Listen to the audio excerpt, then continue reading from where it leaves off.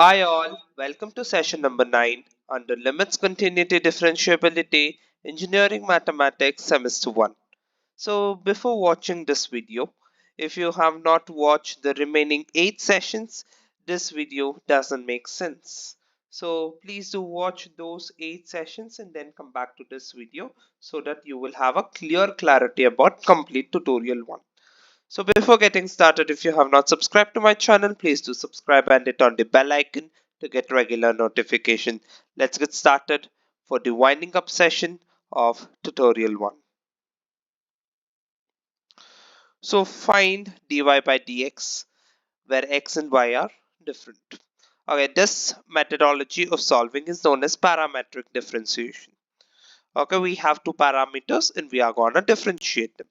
So first we have x is equal to 80 square and y is equal to 280.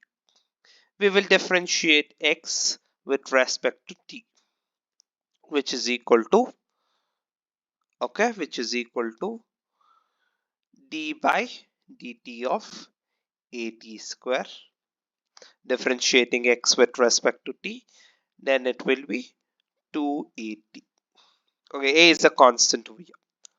Okay, so differentiating y also with respect to t, we will get d by dt of 280, which is equal to 2a is a constant and t will be remaining over there. So now you want dy by dx. dy by dx is equal to dy by dt into dx divided by dx by dt.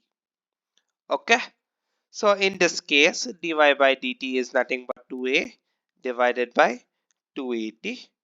So 2a and 2a gets mutually cancelled, which is equal to 1 by t. This is your value.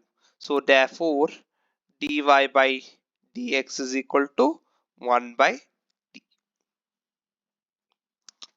Clear with parametric differentiation? We have only one question on the parametric differentiation which we are taking, that is this question.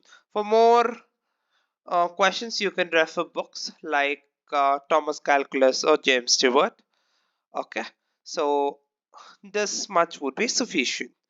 So by this question we are gonna end tutorial 1, and all the very best. We are gonna start with tutorial 2 from our next session. Thank you. Have a nice day. If you have liked this video, please click on the thumbs up button. Please do share this video. Thank you. Have a nice day.